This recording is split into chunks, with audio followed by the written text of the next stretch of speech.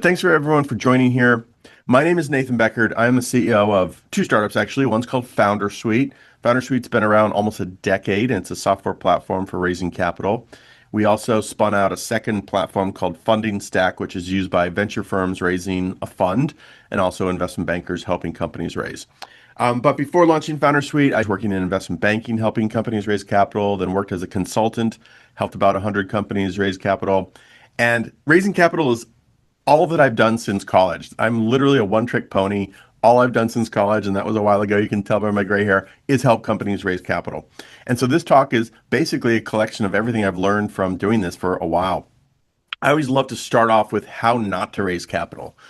Hunter Walk is a VC here in San Francisco, homebrew, and I just love this tweet. Will you intro me to investors? Is too broad a question to be acted upon. But this is how a lot of founders approach fundraising, is they start asking everyone they know, hey, can you connect me to some investors? Can you connect me to some angels?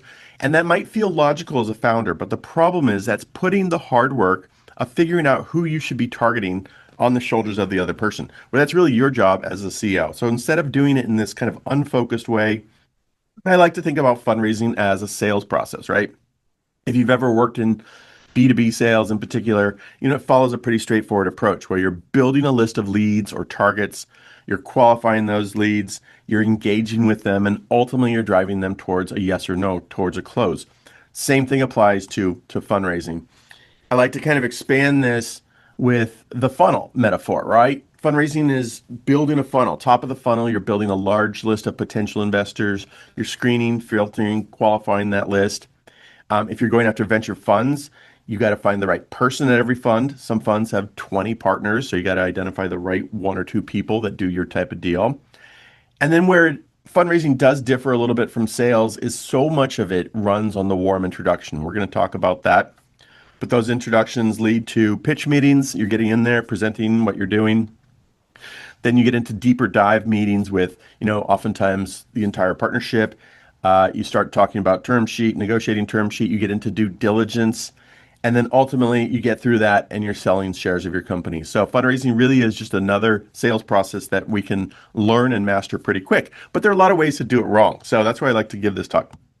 Let's start off with how to build that top of the funnel. I say here, fundraising, it's funny. Fundraising is a numbers game. It's also a relationship game. It's both at the same time. But especially if you're raising a seed, pre-seed, early stage round, you need to have a really healthy top of the funnel, at least 200, often 300 names. And the reason is you're going to get rejected most of the time. When I raised our seed round for Foundersuite, I pitched over 200 investors and then ended up with one seed venture fund leading the round and 10 angels filling out the rest of the round. So you can do that math. About 11 investors on the cap table at my seed round, pitched 200.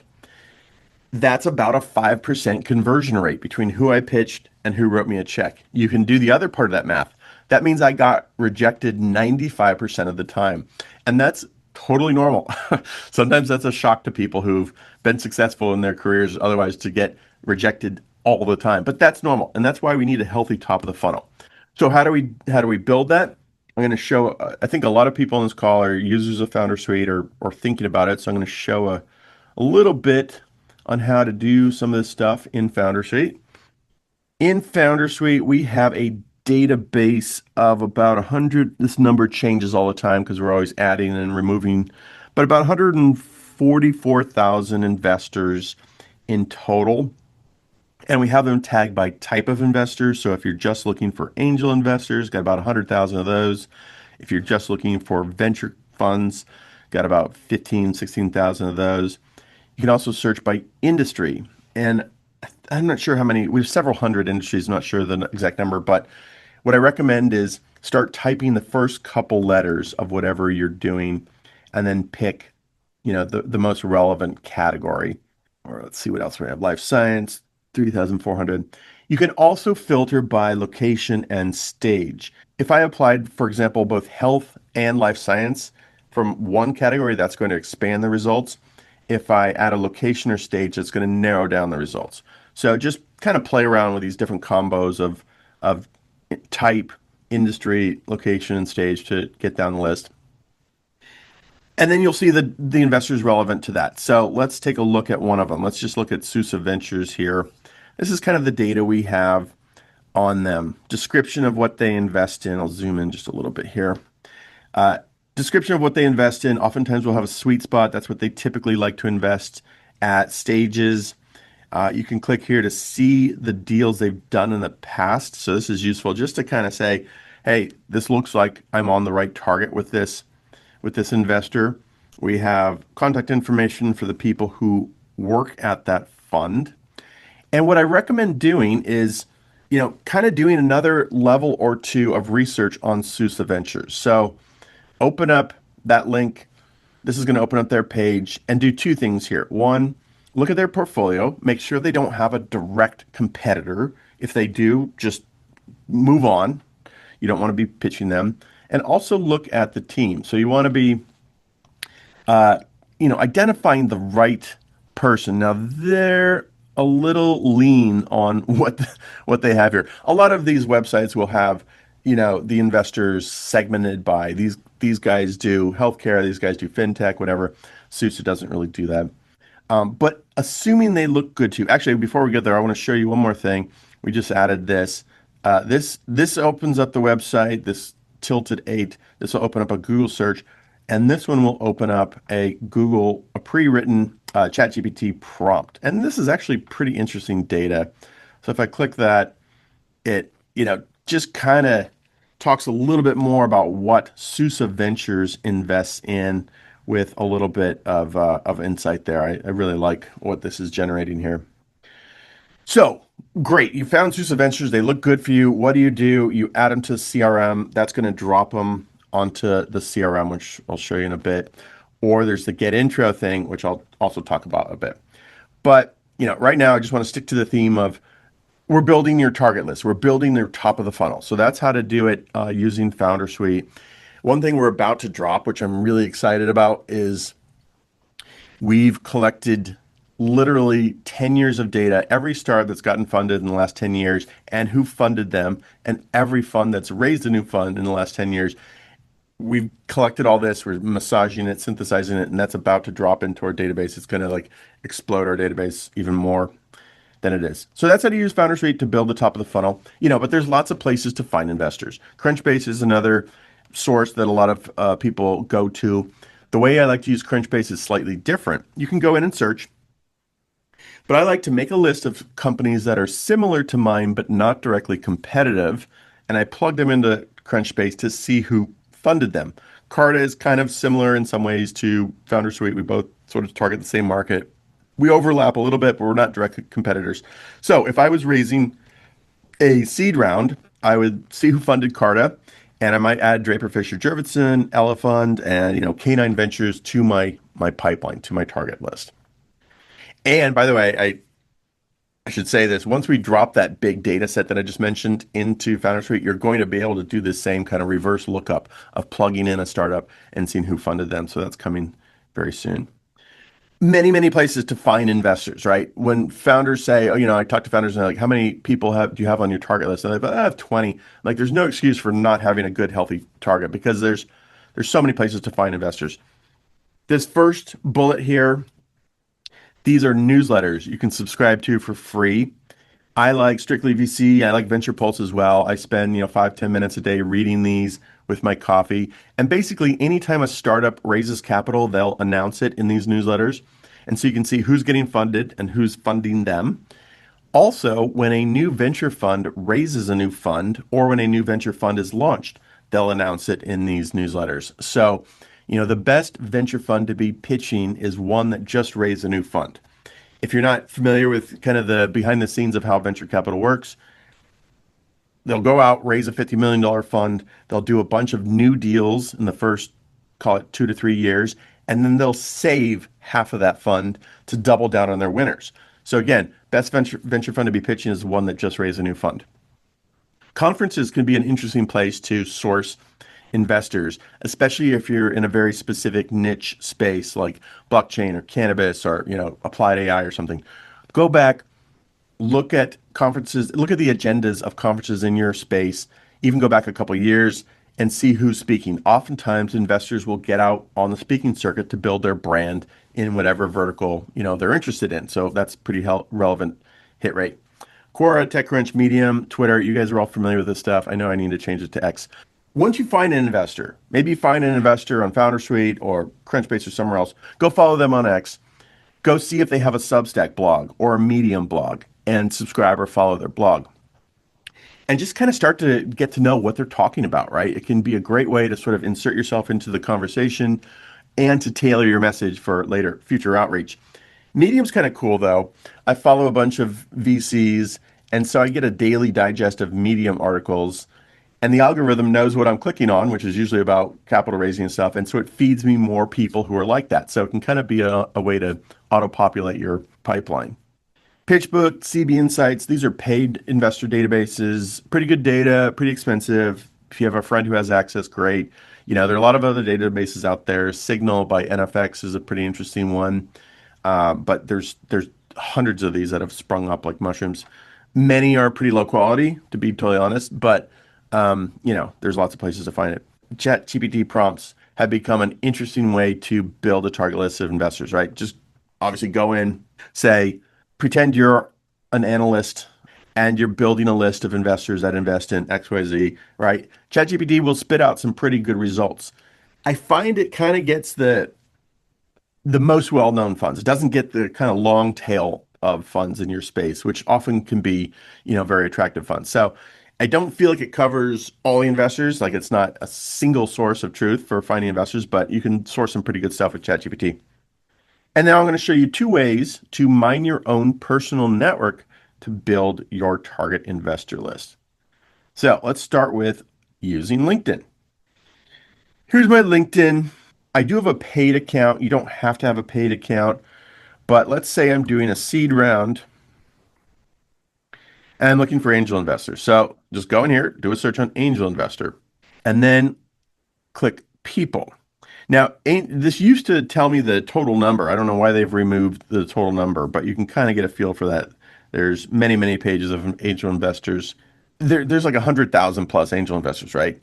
But I really want to find people that are good fits for me. So I might do a filter by first degree connections. This is going to basically show me people I'm already connected to. And, it might help remind me, oh yeah, I know Andrew. I remember he's doing deals in my space.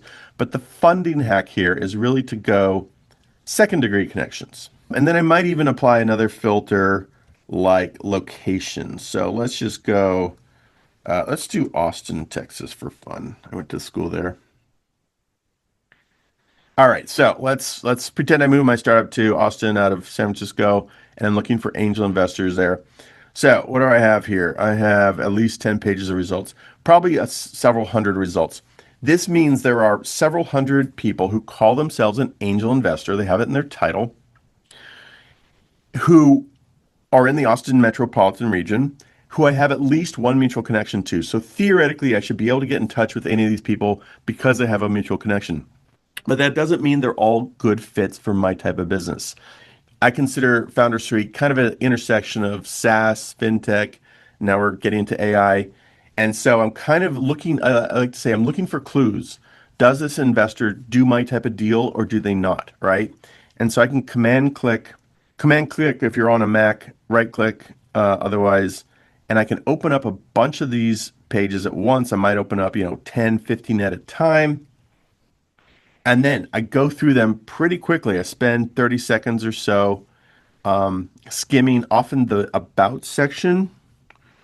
Again, I'm looking for clues. What's his name? Does Gary invest in SaaS, fintech, AI, or does he do real estate or something else, right? All right, he doesn't give a lot away in terms of his about section. Then I usually will go skim down at the experience section. A lot of times people will list what they've invested in their experience section. So I'll look at this here. He did some marketplace stuff. I don't know. He's interesting. I'd probably dig into him a little bit more. Nothing's really jumping out at me that he does my type of deal, but he is part of the Central Texas Angel Network. So I'd probably at least add him to my list because he looks interesting enough. Then Command W, close that tab, move on to Justin. And I just repeat this process, right? I'm looking for clues. Do they invest in my type of deal or not? Okay, here's a good example. So there we go. So this guy gives it away, investor advisor, so you can kind of see what he's done. He's done a lot of deals. A lot of these are kind of consumer focused things, but he's obviously pretty active on that. So he looks interesting too. I might also add him to my list, and then Command W, close. So one thing I wanted to mention though, again, let's look at Joseph really quick. Let's pretend Joseph also looked really, really good. I'm going to add him to my target list, add him to my CRM, or add him to my spreadsheet, whatever I'm using. And I also want to do one more thing. I need to go, wow, we have a lot of mutual connections. I want to go to this mutual connections tab and look who we have in common and pick out the person I know the best and also add that to my CRM. Okay, so that's how to use LinkedIn to kind of mine your network. I'm going to show you one more tactic I did when I was fundraising, and it was using our CRM. Let me zoom out just a little bit here. This is our Foundersuite CRM. This is what I use to manage a pipeline of investors. All right, sent intro email, sent pitch deck, viewed deck. This is where I'm keeping track of all the investors I'm talking to. Where am I at with each one? What do I need to do to kind of move it to the next step? And there's a lot of functionality in here. I won't go into all the, little bells and whistles, but this is what I can use to keep track of my contacts, my notes. I can add activities like send a follow-up email or send our references, push it out to my calendar. I can connect my email. It will pull in email conversations with that investor. If I'm working with a co-founder or an advisor, we can both connect our email. And there's a toggle called high visibility fundraising where we can see each other's emails back and forth with every investor. A lot of people really like that. So there's a lot of just cool functionality around this I won't go into, but this is what I'm using to track everything. But remember, our topic is actually, I'm still building the top of the funnel here. So let's get back to that. What I wanted to show as the funny neck here is this column called Steve B Leads. So I cruised way over here. I made a column. I added a custom column. I called it Steve B Leads. Where'd it go? And then I invited Steve Bennett, a real person, into my account. I did that over in settings. You can do this on the free plan. You can do this on paid plans. I do that under settings. I invited Steve Bennett into my account. Steve is a real person. He's a professor of finance. He's a fractional CFO. He's very well connected, and he's one of my advisors. So I reached out to him. I invited him in. I said, hey, Steve, I'm building my investor pipeline for our future round. I've made you a column in my CRM. Would you be so kind to populate your column with some names of people you'd be willing to introduce me to? So instead of just asking, hey, Steve, know anyone I should talk to? I gave him a structured way of opening up his Rolodex to help me build my pipeline. And he did. He added 10 or 12 names to his column. And I repeated this process with 5 or 6 other advisors and mentors and generated like 50 or 60 good, strong, warm intros by having a structured way of asking people to open up their network. I also did one more thing just while I'm here. I also asked them to look at my research column, right? I've got 128 firms in my research column. And I said, hey, Steve, while you're there, do you mind just scanning through this? And if you know any of these funds or people, would you just open it up and add yourself as the connector, right? If you know Peter Wagner, just add yourself as connectors. That way, when it's time to reach out to Peter, I know to go through you. Okay, so there's lots of different ways to find investors. As Yoda says here, once you start to look for investors, you're going to start to see them all over the place. Your LinkedIn algorithm is going to start feeding you investor lists and crap like that. So start to tune your radar and you'll find investors. I showed you this already. Once we've built a list of, call it 200 or 300 investors, we actually want to start removing people off this list. This might sound counterintuitive, but this is really, really important. So anyone who has invested in a competitor, cross them off the list right away. There's no point in talking to them. If the investor's ethical, they'll tell you they can't talk to you. If they're unethical, they'll just send your pitch deck to the competitor. I've seen it happen many, many times. Second point here, if that venture fund has not raised a new fund in the last couple of years, they're probably only doing follow-on investments to their existing portfolio companies. So just like I mentioned a few minutes ago, the best venture fund to be pitching is one that just raised a new fund. If they haven't raised in a couple of years, it doesn't mean you should totally cross them off the list, but it's easy to waste time talking to funds that don't have dry powder or fresh capital to put to work. I've wasted lots of time going to meetings and like, yeah, we're waiting to do our next fund. Then we'll, so it's like, why did you have me write it down here? No recent deals. This kind of applies to angel investors, right? If I'm looking at some of those profiles on LinkedIn and I see all that angel investors deals are from 5 years ago, they're probably taking a break. You want to find angel investors who are actively investing, obviously. Wrong sector, wrong stage, wrong geographic location. If you're a medical devices startup, there's no excuse for reaching out to a fintech investor. I see it happen all the time. Even some of our customers and users do it. Like, why are you spamming people? You need to be identifying people who are looking for your type of deal. Stage can get a little tricky sometimes because a venture fund might say they do seed through growth. Well, if you go into Foundersuite and look at all their deals they've done, and most of them are later stage, they might do a few seed, but they're really a later stage investor, right? So you want to try and triangulate on that. Geographic location is always an interesting topic because even 10 years ago, investors were very geographically focused. The joke used to be investors would invest in a bicycle ride radius from their office or a Tesla charge away from their office. That's changed a lot. And that really changed with COVID when people started pitching, working remotely, pitching from everywhere. And investors these days are much more open, I would say, to looking at deals from anywhere. Now, something you probably need to set up a Delaware C Corp if you want to talk to U.S. investors. But still, it's a cool world we live in that, you can almost build a startup almost anywhere, right? That's really opened up in the last decade or two. Bad reputation. We're trying to build out a reviews platform within our database. If you go in, if you have a positive or negative interaction with an investor, we'd love it. There's a button there that says add a review. We'd love it if you give a little feedback for your fellow founders. Or if you're in an accelerator or, any entrepreneurial networks, like I'm a part of Founders Network, talk amongst your peers and find out who the bad apples are and avoid those, obviously. Also, you want to be doing your own due diligence on investors, right? We'll talk about that a little bit more. Partner or MD. Ideally, if you're going after venture funds, you're only putting partners at those venture funds on your CRM. No disrespect to junior people like analysts and associates. They have important jobs to do, but they typically can only block a deal. They can't push a deal through. But if you get a partner at the venture fund liking you, liking what you're doing, they can often push through a deal. So ideally, you're kind of talking to only partners or managing directors. So we built a list of 200 or 300.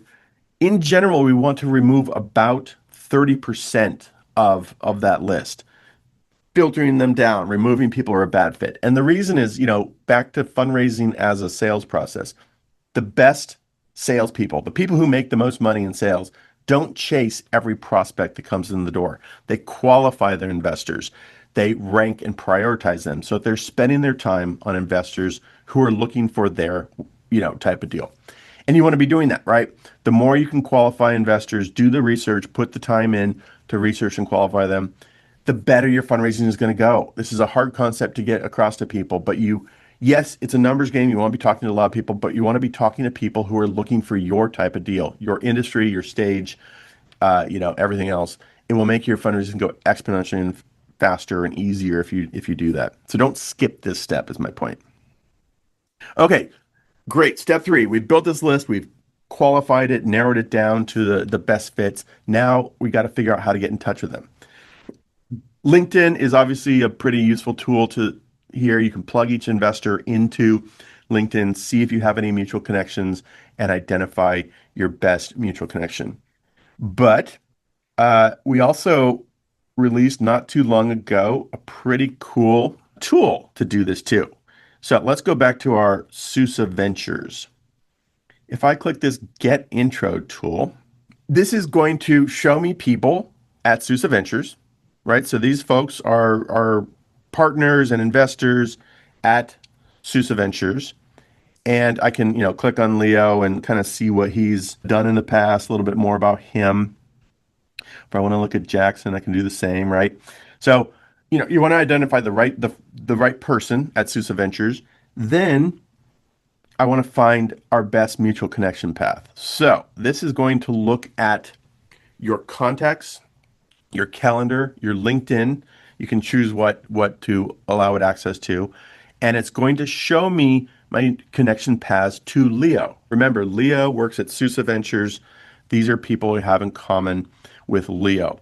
And this is pretty neat. If I look at details, this doesn't apply to everyone, but it will often show me how Sean and Leo know each other. So in this case, it looks like Leo invested in Sean's firm. There's often a little bit of context around how my connector and the investor knows each other.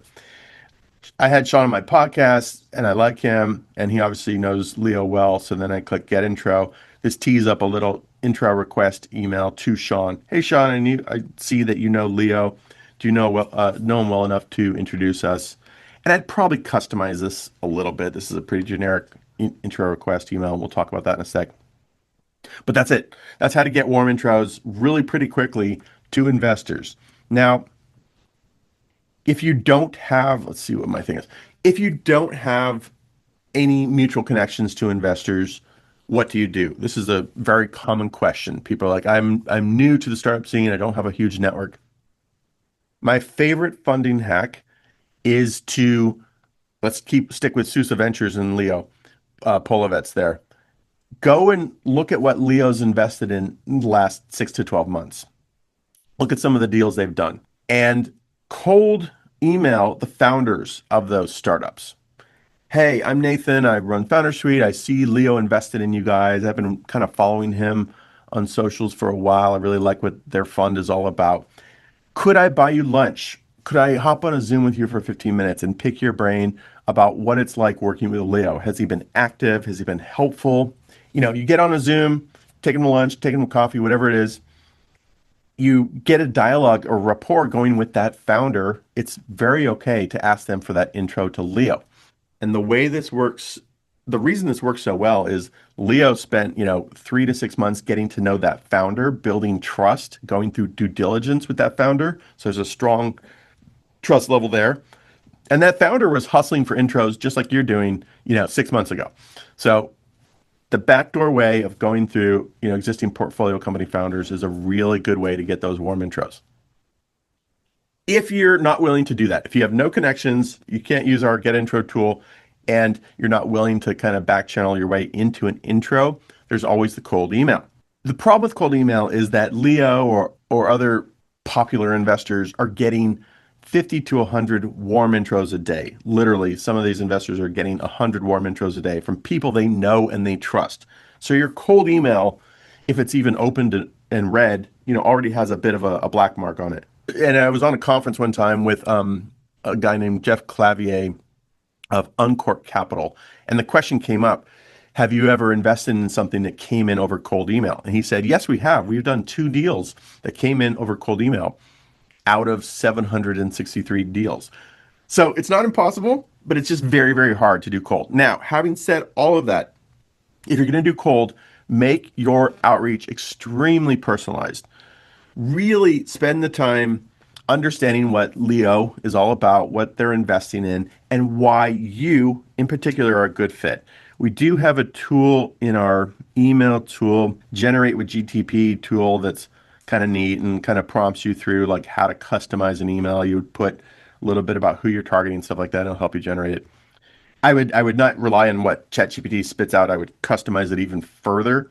So again, if you're going to do cold, just make your emails really, really personalized. A phrase I love is show me you know me. And so if you're pitching out to me, show me that you really know what I'm all about and what I'm interested in. That will sometimes help break the ice with cold email. All right, we're going to keep powering through. I know I saw a few questions coming in, but I'm going to keep going here. You've built a list of 300 investors. You've narrowed it down to the best 250. You've mapped your connection paths, your intro paths as best you can to all those people. You need to load this into a CRM. I know many of you are using Foundersuite, but even if you're not, you need some way of keeping track of this, because every time you talk to an investor, it's going to lead to 2 to 3 follow-up action items. So in the course of a fundraise, you're literally going to have thousands of to-dos and tasks and things that need to happen. I used to build these spreadsheets for startups back when I was a consultant. The problem with the spreadsheet or Notion doc or whatever is within 2 weeks it's outdated and messy and you just get lost in it. So that is one of the main reasons we built Foundersuite. Our very first product when we launched was the investor CRM. We were the first ones to launch an investor CRM. We've been copied a dozen times since then, but we built this CRM to manage a pipeline of investors and a lot of good functionality built in there. But my point is you need something. Fundraising runs on speed and momentum. And you never want to be the bottleneck slowing things down. Very important, right? You want things to be moving fast. And so you need a way of keeping track of it all and keeping on top of the thousands of to-dos that are going to pop up in the course of a fundraise. So I'd love it if you guys tried it, Foundersuite, if you haven't, but get something in place. All right, we're just about to kind of open the curtains and get out there and start hustling. But before we do that, just make sure your pitch is absolutely crushing it. Give your pitch at least a dozen times to fellow founders, any friendly investors you know, even your attorney or accountant, and anyone who will give you honest feedback about your deck. Probably the top one or two reasons I see founders fail at fundraising is their pitch is terrible. Like I see so many decks. Something we do kind of off the menu. If you're on a like platinum annual plan, I'll do a free pitch review and pitch practice with you. We only do this for sort of our upper tier customers. But if you're in that tier, reach out. Love to do a pitch practice session. I've done this thousands of times. People say it's very valuable. The point is get lots of honest feedback on your deck. Because as I mentioned, the number one reason, I'd say it's number one, probably number one or number two, that founders fail is because their pitch materials suck. The story is too complex. It doesn't tell a story, right? It's messy. There's not like the fear and greed element, or there's so many reasons I can explain why pitches are terrible, but most are. And it's hard to build your own deck. That's part of the problem. So make sure you've, given your pitch to lots of people who've given you honest feedback, and don't get out there talking to real investors until you're really crushing it. And I would say even another little funding hack is, we've built our list of investors. Even start your pitches with some of the third tiers, sort of people lower on your list. Maybe it's funds that haven't raised capital in a while. So that by the time you get to your tier one, you've really honed your story. And then also I love to see a financial model, right? If you're raising $2 million, you should be able to articulate exactly how you're going to spend that and where that will take the business. And ideally, it will also show what a business model looks like at scale, right? So I like to have a killer deck, killer storyline, and a really good model. So get those things in place before we get out there. Just a quick little thing here. This is an email I used when I was raising capital. When I was doing that connection path mapping, I noticed that Jeff Thomas, he's a real person. He works at NASDAQ, knows like tons of people. And so instead of sending 30 emails to Jeff, hey, Jeff, can you introduce me to, I combine them into one email saying, hey, Jeff, I'm raising capital. I see you're connected to a bunch of people I'm trying to get in front of. Do you know anyone on this list well enough to make an intro? And he can just respond, yes, I know Arul. Yes, I know Tom. I don't know Sean. Mamoon's not investing right now. Yes, I know Jessica. He can just go yes, no, yes, no. For everyone he says yes, I put together this email. This is an important email. And this is the intro request email. So first of all, let's take a step back. Notice how short this is. Another top mistake I see founders make is in this intro request, they'll have 6 paragraphs of dense text explaining the company's entire history. There's a 45 megabyte PowerPoint attached. It's too much. It's overkill. No one will look at that. You might think by sending more, you're doing good. You're actually hurting yourself. No one will look at that. I promise you that. Investors all have ADD. You need to make this as short as humanly possible. Minimal viable pitch. So anyway, this is the intro request email. Subject line, Jeff, can you introduce me to target investor name? Here's what we're doing. We're raising a seed round. We had a lead investor. And then at this point, we had 2/3 of the round committed. We didn't start with that, of course. So in the subject line, I want you to put in whatever is the single most exciting, sexy data point about your business. It could be a growth rate. partnership deal, whatever, or the fact that you have a name brand investor already. Because these guys and gals, like I said, are getting 100 of these a day. So you want them to actually open your email, right? You're trying to cut through the noise here. Subject line is very important. Then look at the body of this. Jeff, good chatting with you. Remember, Jeff's my connector, right? I'm asking him for the intro. Jeff, good chatting with you. As mentioned, I'm raising a seed round for our platform. This is what we do. Here's a link to our website. Then the ask, could you introduce me to target investor? Why? Because he invests in our space.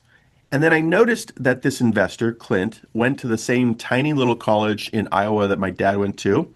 So I put that in there just to personalize this a little bit more. And then I include a link to our deck. And we have a pitch deck hosting tool in Foundersuite. So of course I'm using my own product for this. But this is not our full deck. This is what I like to call a teaser deck. It's 5 slides. Problem, solution, market, traction, team. Problem, solution, market, traction, team.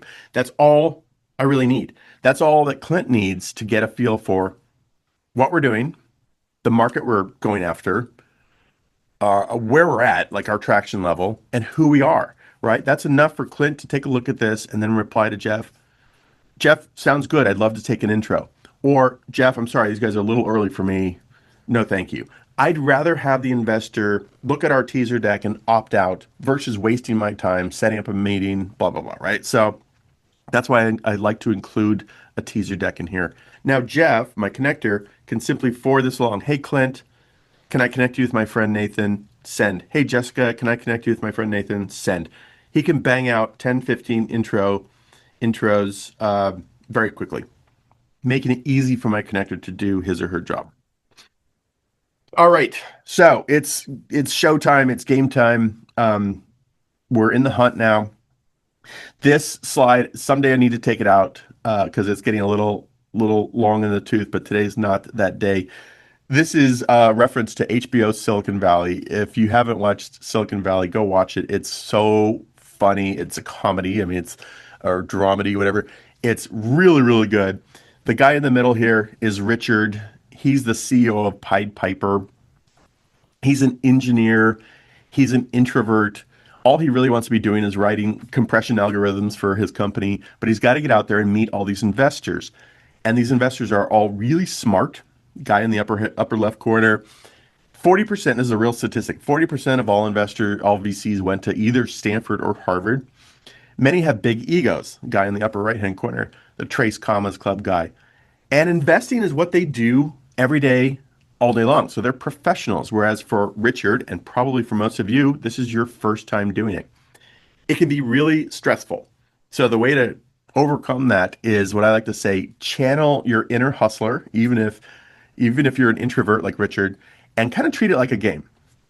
Right? You're going to get a lot of feedback about your business. Hopefully you end up getting funded at the end, but you're going to learn a lot, get a lot of interesting insights and feedback, and treat it like a game and kind of have fun with it. A couple hustle tips. We're getting closer to the end here, so we'll start Q&A soon. So think of your questions. Doing the intros in parallel, meaning asking your connectors for those intros, all in a pretty condensed time frame. We call this a blitzkrieg approach. And what we're trying to do here is get momentum going for your deal. Investors can sense, they can smell if a deal has momentum. They can also smell if it doesn't, or worse, if it's stale. And you want to be smelling like momentum. If you don't remember anything else from this, remember you need to always smell like momentum. So what does that mean? Every time you have a pitch meeting, investors are going to ask you something like, so how's the round coming together, right? That's the way of probing. Does the thing have momentum or not? You want to be able to answer that with something like, it's going pretty good. We just started. I've got 10 pitch meetings this week. I've got 14 next week. We're running a pretty tight process. I'm using Foundersuite, of course, and aiming to close this out by the end of Q2. I wouldn't give a hard date. I wouldn't give an exact date, but kind of a rough timeline. So with that statement, you're saying, other people are interested. You're running a professional fundraise, right? You're running an actual process. You're doing this professionally, and you have a timeline for this. And so if they're interested, they kind of need to move to that timeline. And of course, as you go from just getting pitch meetings into getting into diligence or even getting into term sheets. You replace what I said about how many pitch meetings with, we're in diligence with 7 investors, expecting to add 3 more to our data room next week. And I'm expecting my first term sheet, the week after that. Whatever you can say without exaggerating or lying, signaling others are interested. That's how you smell like momentum. Okay, your pitch. Your pitch should be getting better and better every time you give it, right? Bring your co-founder, an advisor, or have him or her sit off camera if it's a Zoom pitch, and just have them write down every question the investor asks and go make an appendix slide to answer those questions. Don't let your deck get bloated, right? Don't bake it all into the main body of the deck. Just build appendix slides to answer questions. And just be improving your deck constantly. When I was raising our seed round, I would go pitch all day. I would have 4 or 5 pitch meetings a day, come home, put my kids to bed, crack open a beer, and just work on my pitch deck. And by the time I actually raised money, I was on version like 43 of the deck. But it just got better and better. And these things reinforce each other. If your pitch and story is getting better and better, the more you do it, and you're getting momentum, this all kind of is, synergistic. Okay, 2 of my very favorite hacks here is sending out a regular company update to everyone in your pipeline who has not told you no. Let me repeat that. Everyone in your pipeline who has not told you, Nathan, no, go away, don't bother me, should be getting a monthly update. So let me show you an example. We have a tool for that, conveniently. You can do this in email. You can do this in other ways too. But we have an investor update template. And let me just show you, this only takes about 15 to 20 minutes. And notice how short this is. It's kind of like with the intro request. Less is more. Shorter is better. That is hard for many people to understand, but trust me on this. So let me go through this really quick. We have an overview. What do? We make workflow tools for raising capital. We have a database, We've helped 80,000 startups raise 21 billion. We're headquartered in San Francisco. So this section, the overview about our business, basically stays the same every month. Okay, I don't have to even touch that barely. Maybe I update the numbers a little bit. Then the next section is key wins. What happened last month that is exciting? It could be revenue growth. It could be user growth. It could be partnership deals. It could be new product releases. It could be any press or awards, right? What happened that was good in your business? Key wins. Then put in an image of your product. Even if you're doing some medical device or drug discovery, put something in there. Investors are humans. Humans are visual creatures. So you want to have some image of what you're doing. Then your metrics. And those are, of course, going to be different for every startup. And then what's happening next? So what's coming up next month? New product releases, new partnership deals that you can talk about. And then, again, put in an image of you and your team. Humans are visual creatures. You want to do that. And that's all it is, right? So we've got what you do, key wins, what happened, what you do in a visual format, kind of how the business is going in terms of metrics, what you're doing next, and who you are. And that's all that has to go into this investor update. You start doing this now, even if you're not raising money right now. I have seen startups do this where you start this process 6 to 12 months before raising capital. So even if you're raising a seed round now, start building your Series A pipeline and start reaching out to investors now and adding them to your investor update list. There's a great quote by Mark Suster. It says, investors invest in lines, not dots. And so you're building a relationship, you're nurturing a relationship with investors over a period of time. And I've seen this. So let's say you're raising money in, the beginning of Q4, maybe after Labor Day. So let's call it September is when you're planning to start your next raise. You start sending this to investors now. And they get April, May, June, July, August. They get 5 of these. They get 5 months of your progress. They see that you're making progress every month. They see you're getting some wins in there. They start to associate who you are and what you're doing, right? They're making these connections with the visuals. And I've seen startups do this where they're raising capital in September. They send this out 5 months in a row. In the August update, at the top of the update, they say something like, in bold, heads up, we're going to kick off our Series A next month.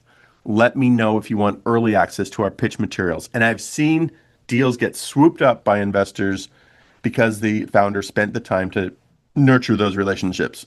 One more thing, really quick while we're here. I know this is getting long, but we have this permission email. Let me zoom in just a little bit.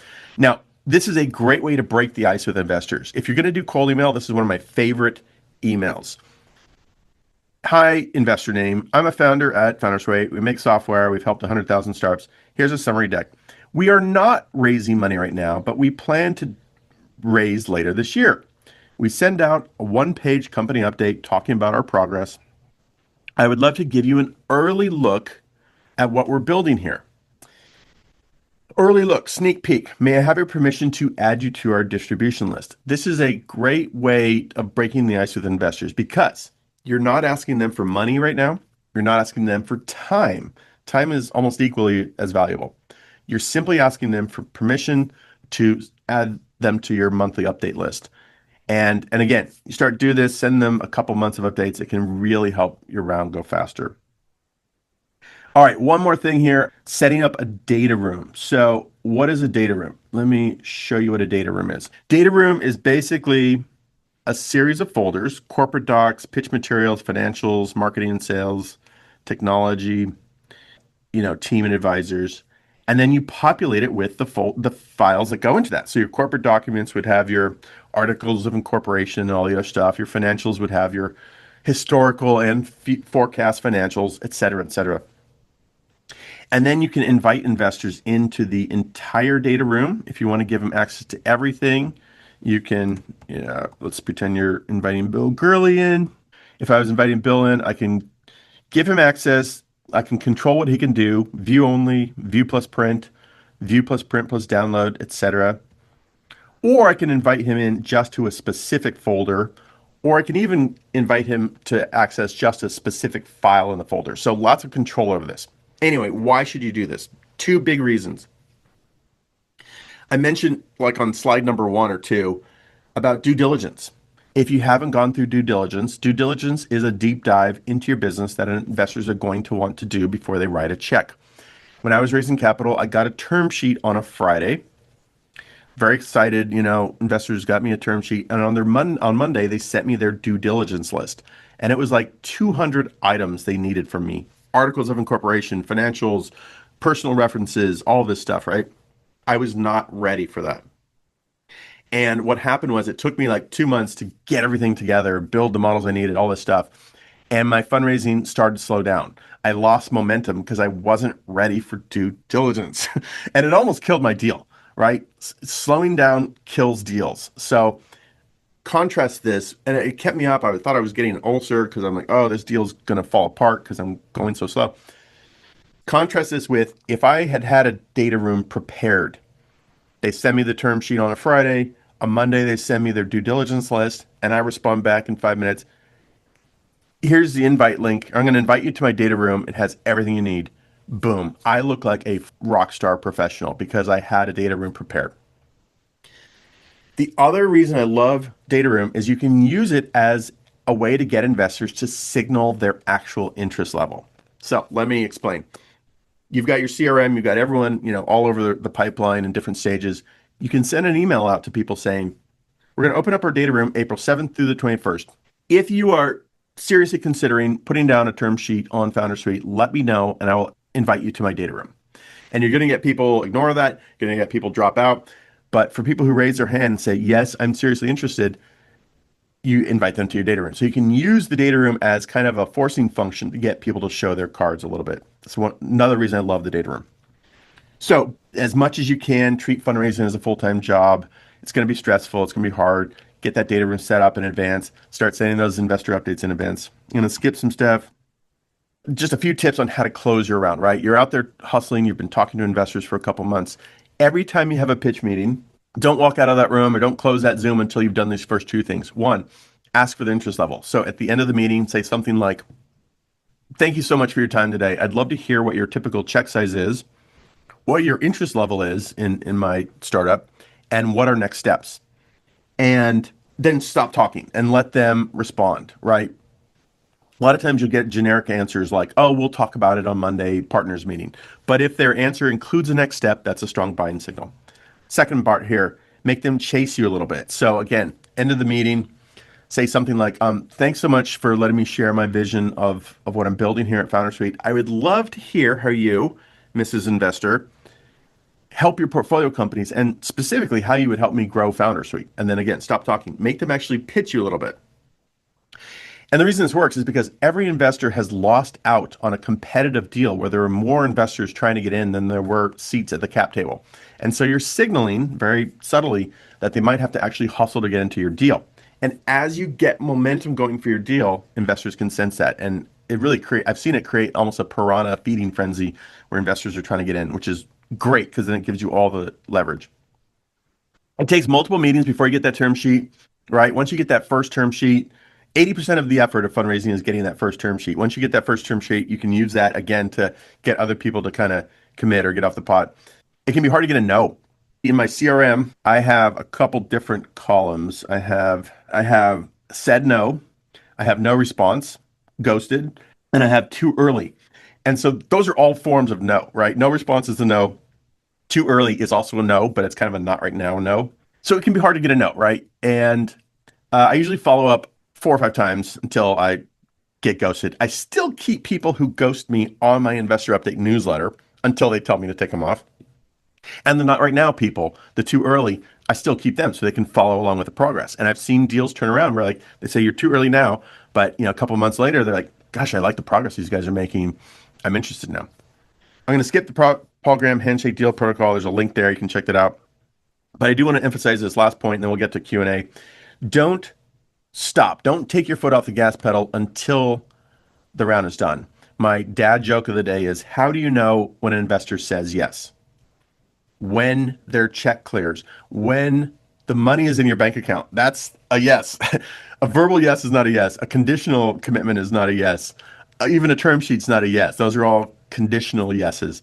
A yes is when the money is in your bank account. So keep your foot on the gas pedal, keep the pressure on, keep driving this forward. I've seen founders like kind of slow down. They get tired of fundraising, kind of, get pulled back into other things, and the deal falls apart. Keep your foot on the gas pedal, get it over the finish line. Very important. And just put this all in perspective, right? You just raised $2 million, $1 million, whatever. That buys you a year, maybe less, until you need to raise your next round at a higher level of expectations. You really, 6 months from now, or even 3 months from now, you kind of have to start this whole process again, start building that target investor list, reaching out with that permission email, sending them their company updates so they start to get to know you in advance. And, go get them, have fun. Couple of very quick things I want to just plug. We have this pretty nice blog.foundersuite.com. Lots of good stuff here. Just browse through some investor lists, some startup metrics, questions to ask, just all kinds of stuff. Cap table math. Obviously I'm biased, but I think it's a really good, well-written content here. We have a podcast. You might notice my banner called How I Raised It. We have a podcast of 330 interviews with founders and VCs on how they raise capital. New episodes coming. And then you can also find that on YouTube. Would, of course, love a review in the iTunes store or a like or comment. All that stuff just is very much appreciated. And about to turn it over for Q&A. If you're fundraising, maybe you're not a customer already, you want a demo, my guy Simon, who's the tall Norwegian dude on the, I guess, right or left, depending on which, happy to walk you through it. Super nice guy. Can show you some more features. And then I'm happy to connect. Maybe mention you're on this webinar if we're not already LinkedIn friends. Thanks, guys. Happy Friday.